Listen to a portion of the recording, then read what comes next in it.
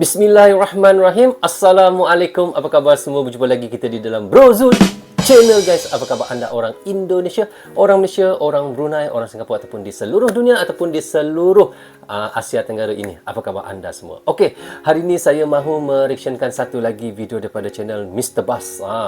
Tajuk yang kita mahu reaksyenkan adalah katanya ini faktanya. Ramai orang Malaysia berkata Indonesia banyak mengindonesiakan bahasa Inggeris. Betul ke, guys?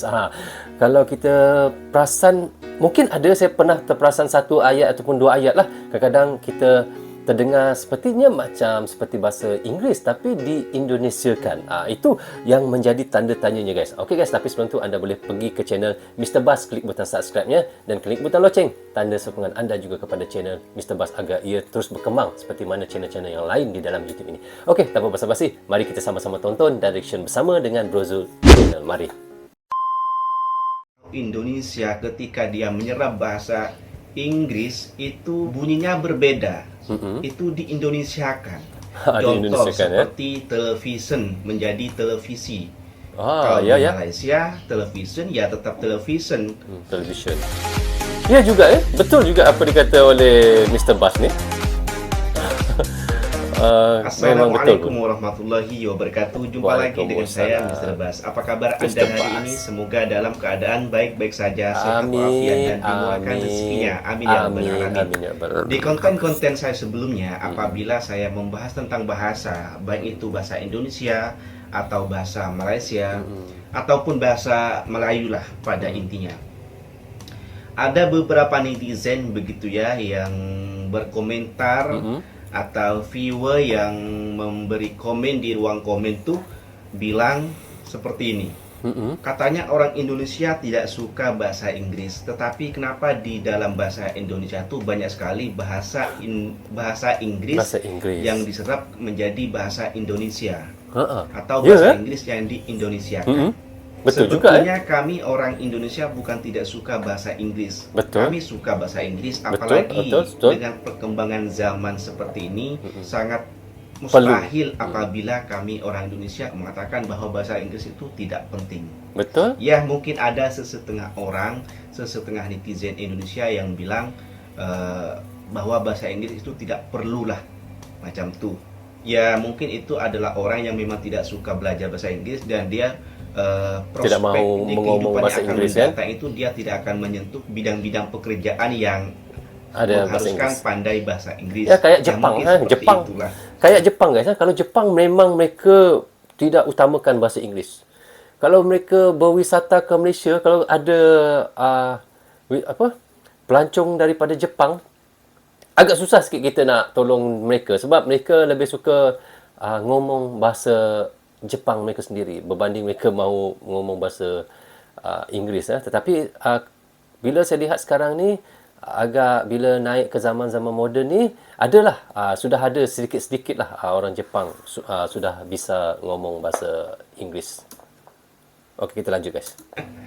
Kemudian ada juga yang komen, kenapa orang Indonesia ini atau Indonesia ketika dia menyerap bahasa Inggris itu bunyinya berbeda. Itu diindonesiakan. Contoh seperti television menjadi televisi. Kalau di Malaysia television ya tetap television.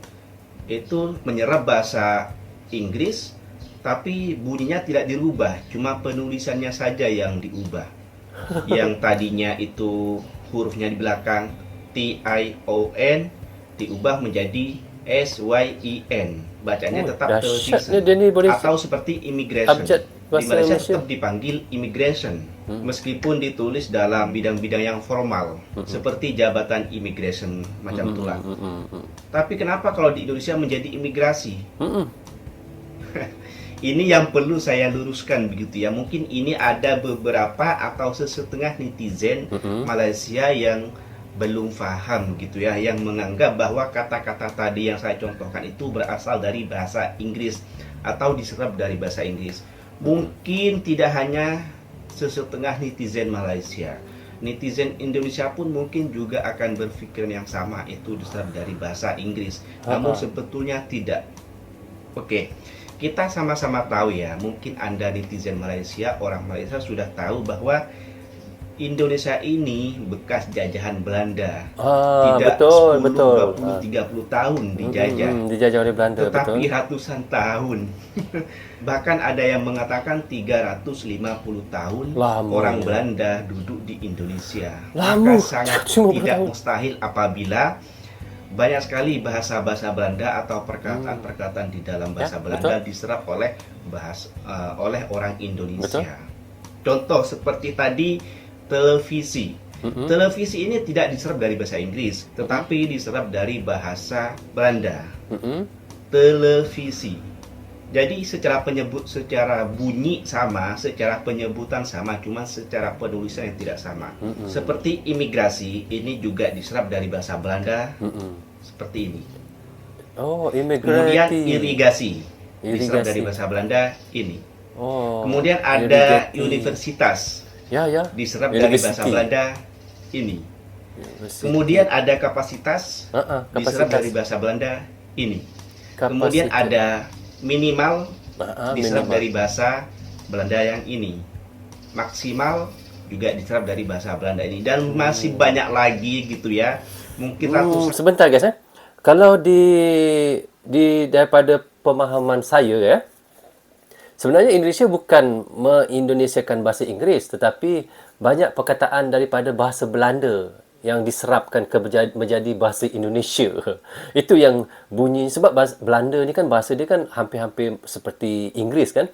Tetapi bila Indonesia menyerap semula ayat dan perkataan itu, jadi dia hampir bunyinya seperti Inggeris. Seperti yang dikatakan oleh Mr. Bas tadilah, baru saya faham. Ada bahasa Belanda yang diserap ke bahasa Indonesia. Yang mungkin sesetengah orang Malaysia mengatakan, beranggapan bahwa itu adalah bahasa Inggris yang diserap ke bahasa Indonesia, yang pada akhirnya bunyinya di belakang itu diubah. Padahal itu bahasa Belanda yang ada kemiripan dengan bahasa Inggris atau bahkan kesamaan, cuma bunyinya saja yang berbeda, serta penulisannya pun juga sedikit berbeda. Ya, namanya juga sama-sama negara di Eropa gitu ya. Oke, biar lebih mudah saya contohkan ya beberapa.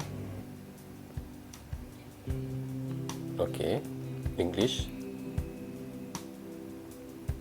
Televisi.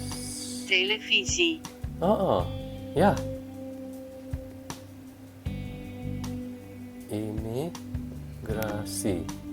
Imigrati. Kalau bahasa Belanda imigrati. Ya betul. Kalau Indonesia universitas. Universiteit. Minimal. Polisi.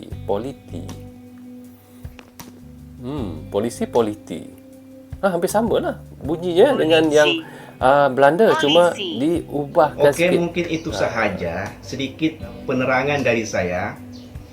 Mudah-mudahan boleh dipahami begitu ya, bahwa sebetulnya kata-kata yang sering Anda dengar yang Anda anggap itu serapan dari bahasa Inggris, sebetulnya itu bahasa serapan dari bahasa Belanda. Ya, meskipun ada beberapa lah ya bahasa yang diserap dari bahasa Inggris. Oke, cukup sampai sekian topik pada kali ini. Kurang lebihnya saya mohon maaf.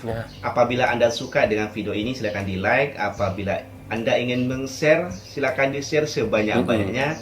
Dan jangan lupa untuk subscribe channel ini serta bunyikan tombol loncengnya agar Anda mendapatkan notifikasi apabila ada postingan baru. Ya, insyaAllah. Sampai jumpa di next konten. Wassalamualaikum warahmatullahi wabarakatuh. Waalaikumsalam.